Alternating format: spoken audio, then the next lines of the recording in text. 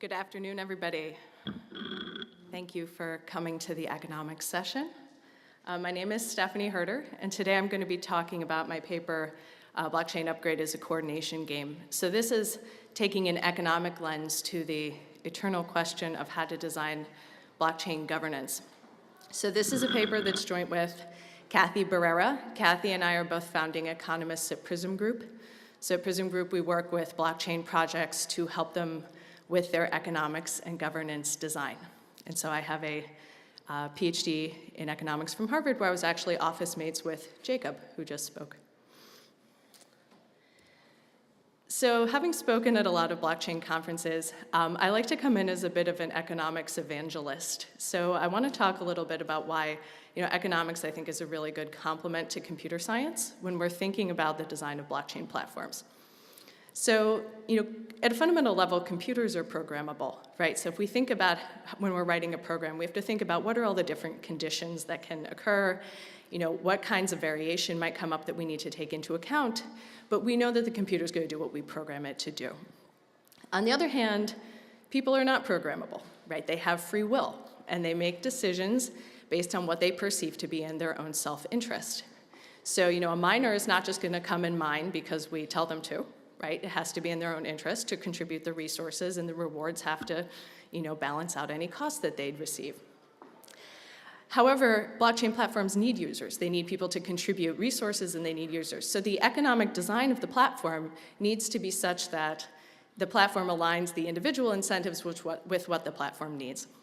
And so we really think of these two disciplines as great complements, along with lots of other fields, legal, marketing, business strategy, lots of disciplines need to come together to help blockchain succeed, but we think these are two of the big ones. And today I'm going to talk a little bit about an economic view of blockchain governance. So as many of you know, the design of decentralized governance has been a bit of a challenge for the industry. And I think that this is a place that economics as a field can help contribute. So economists have been studying collective decision-making for almost a century. So for those of you who follow the Nobel Prize in economics, Kenneth Arrow won in 1972 for his impossibility theorem, right? And this is based on work that he did in the 40s and 50s. And this has been extended to looking at political economy and all other organizations and different types of decision-making environments. So this is a place where there's potentially gains from applying economic thought. And what's really interesting about a blockchain environment, it's actually distinct from most settings in which governance or decision-making has been studied, is that we have the possibility of hard forks, right? So in most of the collective decision-making contexts that we are in a regular basis, whether it's government elections or organizations, secession is costly, right? So for example, I live in LA, and as many of you know, after the 2016 election, there was a lot of discussion that the three western states of the United States were going to secede and attach themselves to British Columbia. Lots of people said they were going to move. As far as I know, a lot of that didn't happen because secession is costly, right? So, but instead, in a blockchain environment, the question doesn't become, can I afford to leave? It's, can I get enough other people to go with me that my alternative setting is going to be an attractive one, in which to do business. And there are a lot of, hard fork evangelists in the blockchain community. This is one of my favorite diagrams. Forking is freedom. Forking is, and there's a lot of people who say that hard forks are always good. And so, when thinking about, this fundamental question of, do we want hard forks to happen? As an economist, it's always kind of weird to hear that something is always good or always bad, right? There are very few things that are always good or always bad. And if we look at the history of hard forks, and this is by no means comprehensive, right? This is sort of a partial list. We've got a couple of, just looking at Bitcoin forks, we have a couple of Bitcoin forks that have done relatively well. They've sustained themselves. Actually, since we wrote the paper 6 months ago, we've had one appear, that's Bitcoin SV, and Bitcoin Private, I believe, has met its demise. And on the other hand, you have, about a bazillion Bitcoin forks that have died. So it's not immediately obvious to me that we can say that all hard forks are good or all hard forks are bad. And so the questions we want to raise come from debates that we've seen, in the blockchain community. So the first one is, all right, how do we think about whether a fork is good for a community or not? Like, rather than just getting into an argument and fighting to the death based on our ideologies, is there some way that we can bring sort of a rigorous framework to thinking about when hard forks are good and when hard forks are bad? And then the second question I want to raise is, how can governance procedures, and specifically voting procedures, impact when hard forks occur and when they don't? So one thing we hear a lot as the blockchain community explores governance is, if we could just find the right voting procedure to make decisions, this would cure us of bad forks, right? If we just found the right voting procedure, forks would go away. And so again, addressing this question rigorously and saying, let's take a couple of the voting procedures that we see being used all the time, and let's see to what extent they can actually coordinate us on good forks when we want them to, and prevent bad forks from happening. And again, just to step back and talk about this in a little bit more of an economic framework, building on what I said before, that people make decisions that are generally in their own best interest, is that when we design governance, the governance procedures have to be what's called incentive compatible, right? So we want governance procedures that lead us to a good community outcome, but they need to be designed in such a way that it is in individuals' best interest to participate, and in some cases participate truthfully, right? So we always have to keep this in mind. And the other thing I want to spend just a couple minutes talking about before I dig into the math of the paper is this question of the role of economic design. So we talk to a lot of projects who say, they've developed their technology and they don't want to talk about the economic design because they think that it will impede the freedom of the users of their platform, right? That freedom is good, freedom is helpful, and if we impose economic institutions or constraints, this will lead to a lack of utility on behalf of the users. And ignoring economic design is a choice. You're just saying, I'm not going to deal with this.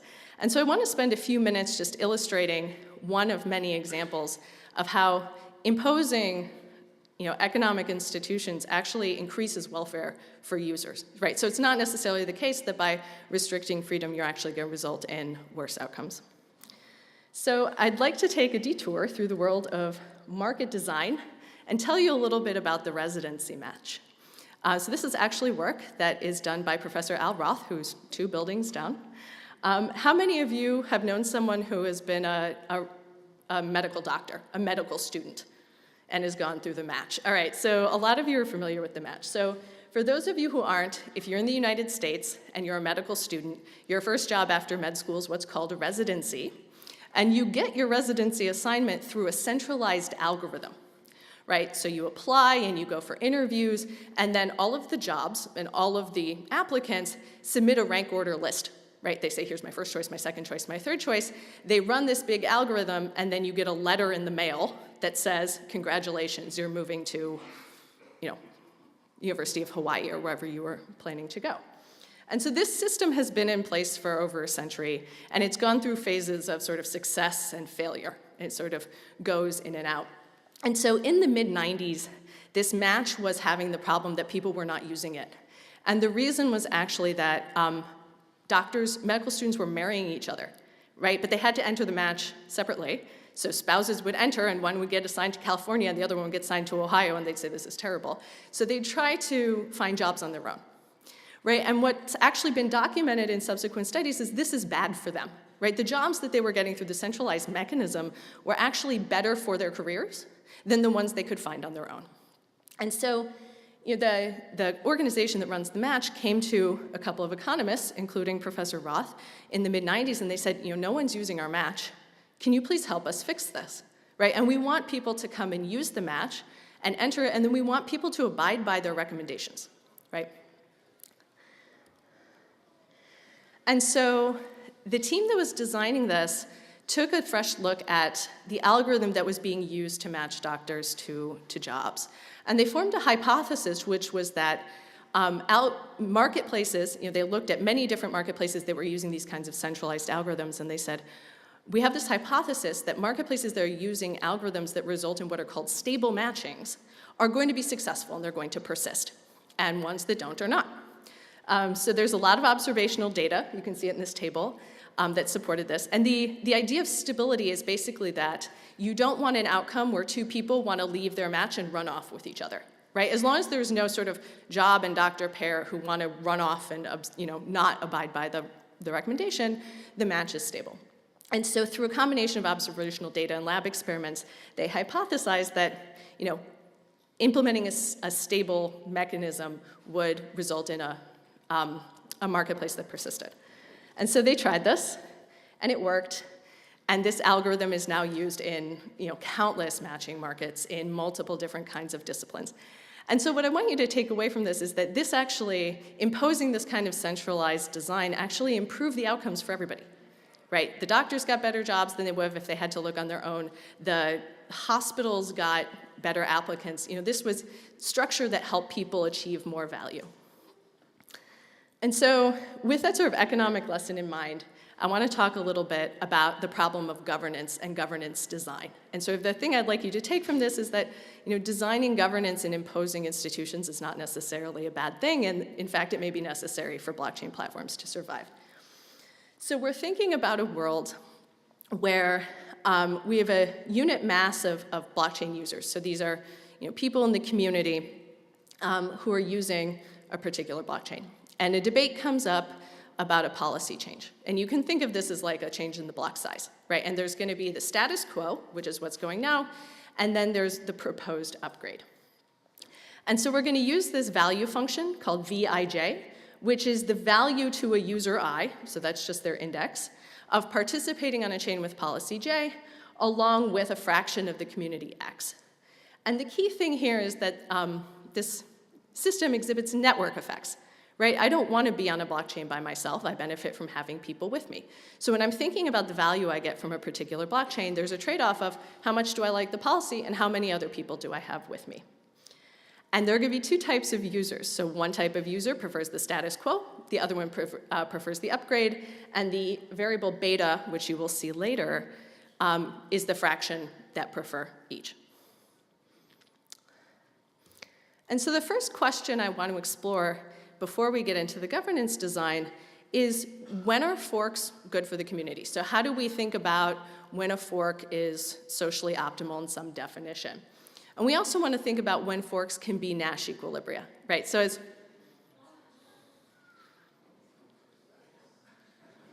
all right. There we go. Thank you. I'm just going to keep going. So first, we want to understand, when do we see a hard fork as an equilibrium? So when do we have it that two chains are what we see as the equilibrium outcome of individuals making decisions? And then when is having two chains what we would call social welfare maximizing? And we're going to look at two different definitions of social welfare that come from an area that's called welfare economics. So one definition is called total surplus maximization. It's literally just what maximizes the total value in the community. And the other is called Pareto optimality, which just means that you can't make one group of people better without making another group worse, right? And so what we find, and again, this is a high-level diagram, and the way I want you to think about this is that this line is beta. So this is the fraction of the users who prefer the status quo, right? So if we're all the way over on this side, everybody prefers the upgrade. If we're over there, everybody prefers the status quo. And so what you see as very stylized results is that a hard fork, in some circumstances, can be total surplus maximizing. So this is sort of the gold standard of what we're looking for. But this doesn't always have to exist, right? And it is rare, in fact, that hard forks are total surplus maximizing. Secondly, we can have a set of outcomes where hard forks are not even a Nash equilibrium. So what happens here is that if you were to take the blockchain community and were to split it into two chains, they would actually just by themselves combine back together, right? And you see this when one of the two policies doesn't have enough support, right? So the 5 people who prefer one policy are on their own chain and they say this is terrible, and then they go back. The third set, and I think this is really interesting, is that these are, a hard fork can be what's called Pareto optimal. So you can have a hard fork where, if you were to take the two chains and combine them back together, one of the two groups would be strictly worse off. And this always exists. So there's always a case that for a certain population, or a certain composition of the population, a hard fork can be Pareto optimal. So that's good to know, and that's the definition of optimality we're going to use going forward. And finally, we have this section, which is what one might call the Brexit section. So this is when a hard fork is in Nash equilibrium, but is not Pareto optimal. So the users of the community have ex post regret. Everybody wishes that this fork hadn't happened. But without some kind of collective action mechanism to sort of bring everybody back together again, people are stuck in this suboptimal outcome. And no one individually has the power to reconcile the two forks. And I just want to point out that, to us, one of the benefits of economic theory and economic modeling like this is that it helps with the clarity of, if you think about, is a fork always good? Is a fork always bad? Under what circumstances are hard forks beneficial for a community? This gives us a framework for thinking about that question, which is way better than just arguing, ad nauseum.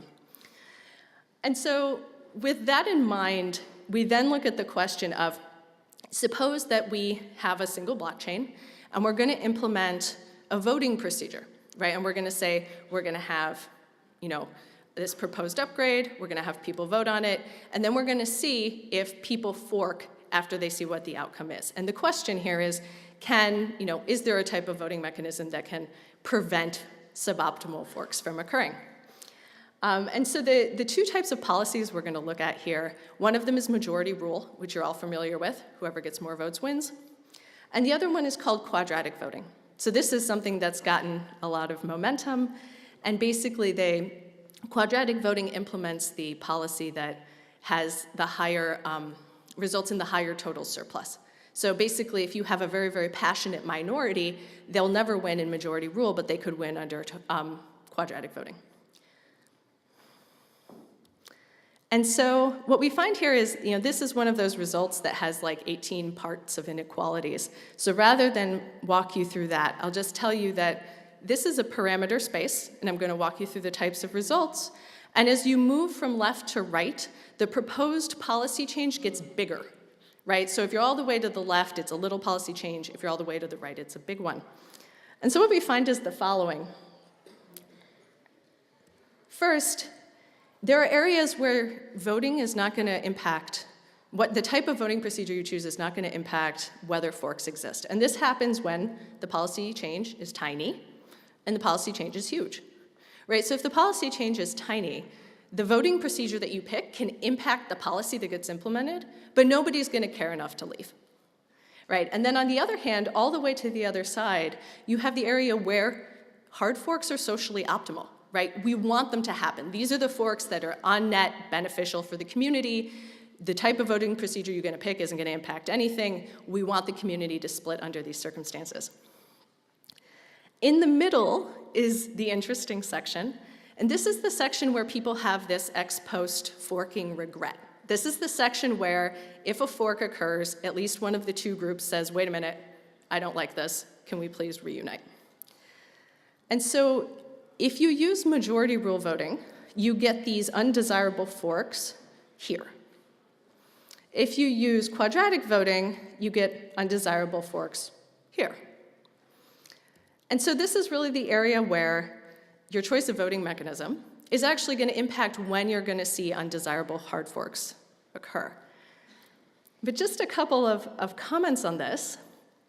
First, there is, at least among these two voting procedures, neither of them is sort of the bad fork panacea, right? You're always going to be in some situations where you get a fork and you wish you didn't have one. The second piece is that, well, you might say, if you go back one, let me see if this works, you might just say, okay, well, why don't we just figure out what box we're in, and we'll design the voting system that way, right? The difference between these boxes are these very tiny population parameters. There's pretty much no way you would know in advance exactly where you were. Right, so it's not like you can just go back and pre-design this. And so I think what this shows is that, the voting mechanism will impact the procedures the policies that get implemented, but they're not going to cure undesirable forking as we know it. And so, what do I hope that you take away from this? I think one big piece, just from stepping back from a different view, is that blockchain is really a new economic environment in many ways. Right, and what we see now is a lot of the voting mechanisms I was talking about And the ones that we see in practice are taken from other settings. We say, well, this is working great over here, let's try it in blockchain. That's not always going to have the results we want because the economics of the setup are different. And so economic thinking is extremely valuable, but you also have to think about the fundamentals of the system. Another piece here is that for those of you who are thinking about how to design your blockchain governance, you need to think about more than voting. Right? So one thing you might think about is when does a policy get brought in for voting? How big does the change have to be? Right? Do we stick with really small and really big changes? Do we allow changes in the middle? How does that process work? You know, a final piece that I didn't get to talk about but is also important is communication. Right? So for those of you who, again, keep following the sort of Brexit debacle, there's a lot of discussion about how the information that was presented by the Leave campaign may or may not have been misleading and then, you know, affected the outcomes of the votes. So there's a big piece of this is thinking about how do we disseminate information and make sure it's accurate so that people vote in the way that they want. And then finally, I'll just end with a warning that as we think about the design of mechanisms for governance, we should beware the theoretically perfect but the practically unimplementable mechanism. So there's a mechanism in economics called the Vickrey-Clark-Groves mechanism, which is perfect and is rarely, if ever, implementable, right? So we need not just mechanisms that do theoretically what we want, but also ones that we can actually use. And for those of you who might be interested in reading more about the type of work that the presidency matches in, that Jacob was talking about in his talk, I recommend this book by Al Roth. Economic design is used everywhere now. There are lots of books about it. There's lots of interesting research. And, you know, you can highly recommend it. So, in conclusion, if you want to get in contact with me, this is my information. Prism Group will be doing several events at South by Southwest, so if any of you are there, I highly recommend, please come and see us. So I think that's it.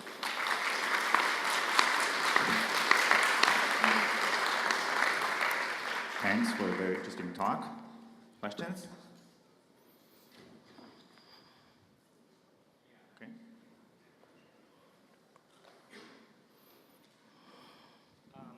Very good presentation. So I have a question about, I don't know if you're familiar with the governance design for Polkadot. So basically they have a design where if there's a unanimity, like within the committee, like there's a very high probability of adoption of policy, but like as long as one person disagrees, the probability of adoption is like decreased by a lot.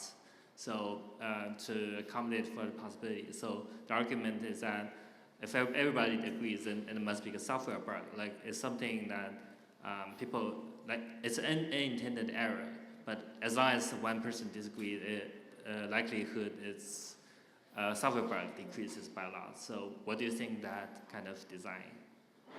Right, so I won't comment too much without having their stuff in front of me, but it sounds like that one potential person has an awful lot of power.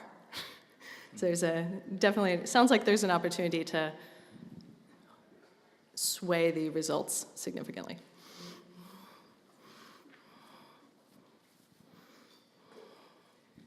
Hey, thanks. Great talk. I'm an economist too, political economist. Awesome. In the end, you were saying that, yeah, it's a new economical environment. But so the question is that, don't you think that the economics should change too? You know, that maybe there's opening a possibility that we can rethink what value is, what rational behavior is. Well, unfortunately, we don't have an hour to answer that. I think it's a great point. I think that a good amount of the work that's been done on how individuals make decisions, and that includes both sort of standard theory and behavioral economics, will be very useful. And I think that there'll be a lot of ways, there'll be lessons on what not to do. But I do think that, you know, it will be interesting to see, for example, how behavior of actors changes in sort of a crypto setting compared to other ones. Hi, thank you for the talk. It's good to hear from more economists. I'm curious if you have any thoughts on governance outside of a fork situation, again, more of a continuous ongoing setting of a parameter, like say the block size or a savings rate or an interest rate, things like that?